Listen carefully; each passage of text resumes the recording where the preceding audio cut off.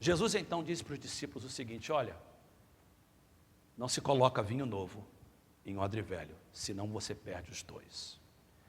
O que Jesus queria dizer com isso e o que tem a ver com a nossa igreja nesse período que nós estamos entrando agora? Duas coisas importantes. Primeiro, o que tinha a ver com os discípulos? Vamos lembrar novamente do contexto da passagem. A chamada de Levi, a cura do paralítico, a razão pela qual Jesus veio ao mundo.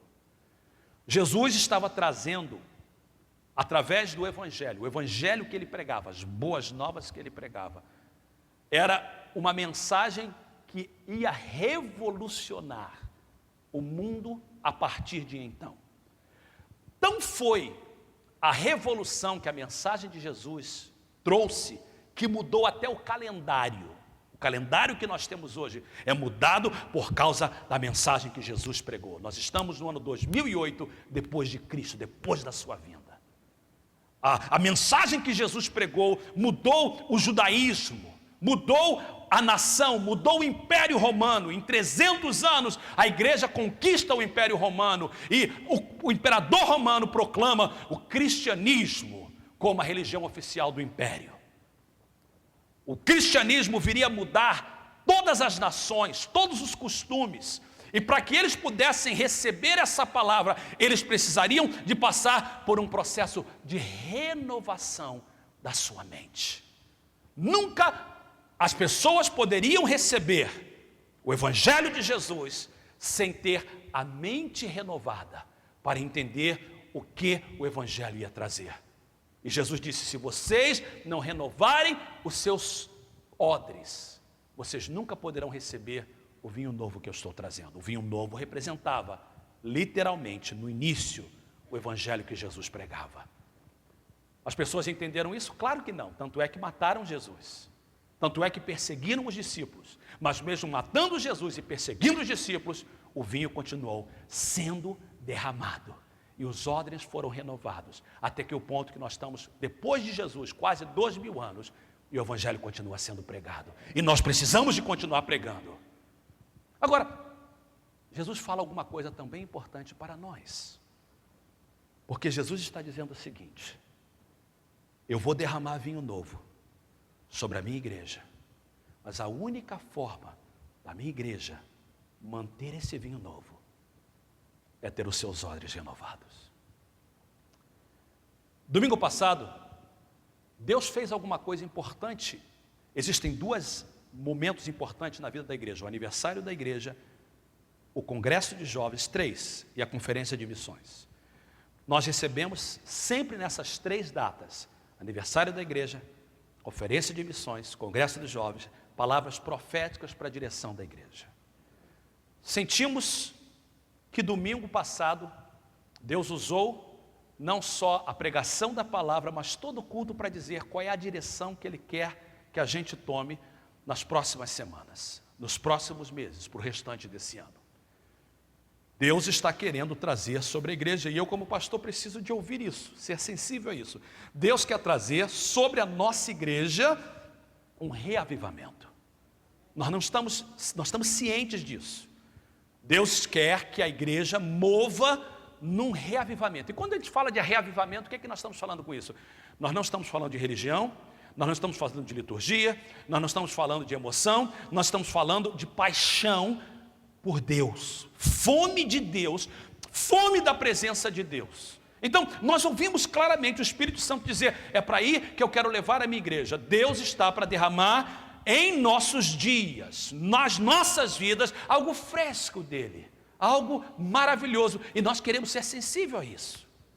Mas, para que ele faça isso, é necessário a gente ter o nosso odre renovado, nossa vasilha de couro renovada.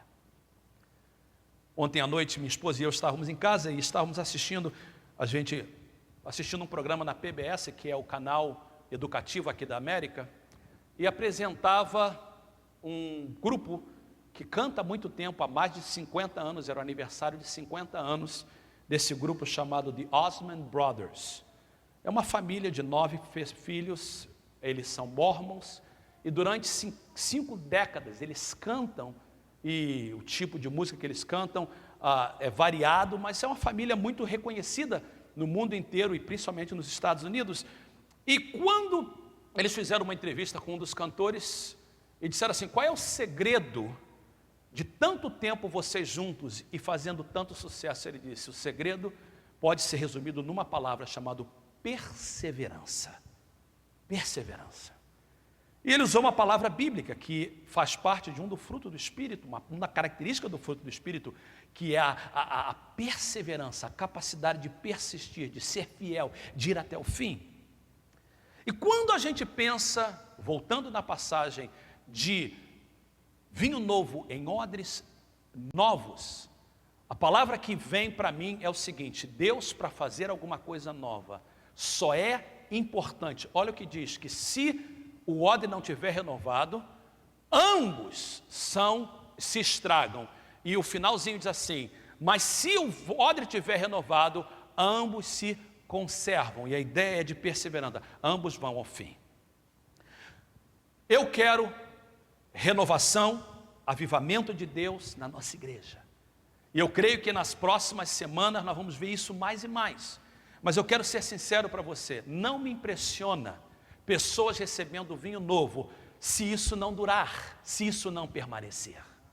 Não adianta nada pular, não adianta nada chorar, não adianta nada dizer que tem fome de Deus, se isso não conservar.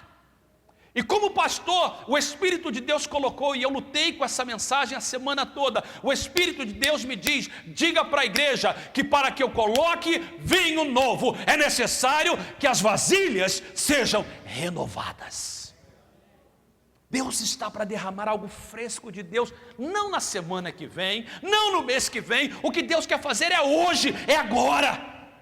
Mas para que isso aconteça, é necessário termos os nossos odres renovados. Pastor, como é que a gente tem o nosso odre renovado? E aqui está a parte prática da palavra. Lembra que para ter o odre renovado, não existe mistério.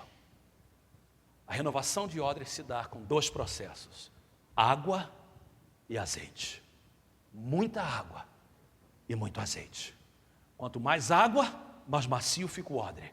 Quanto mais azeite, mais macio permanece o odre. O que é água e o que é o azeite?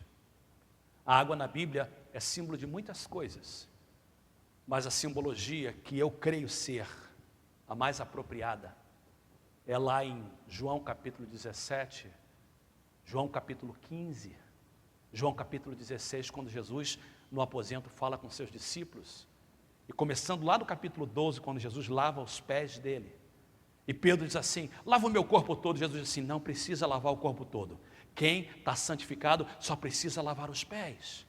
E Jesus diz assim: vós estáis limpo pela palavra que vos tenho falado. Avivamento sem palavra é só barulho. Avivamento sem palavra não dura. Avivamento sem palavra não transforma. O avivamento que transforma é um avivamento respaldado e baseado na palavra de Deus. Se eu quero avivamento, e eu quero, se nós queremos uma igreja avivada, e queremos, primeiro nós precisamos de amar a palavra, comer a palavra, entender a palavra, ler a palavra. O primeiro avivamento que Deus começa na nossa igreja é um avivamento da palavra de Deus. É um avivamento em que vai fazer as pessoas terem desejo de ler a Bíblia diariamente. Mais do que a necessidade de comer. A Bíblia diz que os discípulos foram buscar comida para Jesus. Jesus disse assim: não, a minha comida é fazer a vontade do meu Pai que está nos céus. Jesus diz que nem só de pão vive o homem, mas de toda palavra que sai da boca de Deus. Eu oro que o primeiro avivamento que Deus começa na nossa igreja, a partir de hoje, é um avivamento da palavra. Eu oro que cada homem, cada mulher, cada criança, cada jovem deseje gastar tempo com a palavra de Deus. Leia a palavra, estuda a palavra, ouça a palavra. Esse é o primeiro passo do que Deus quer fazer na nossa igreja. Segundo, azeite. Azeite tem a ver com unção.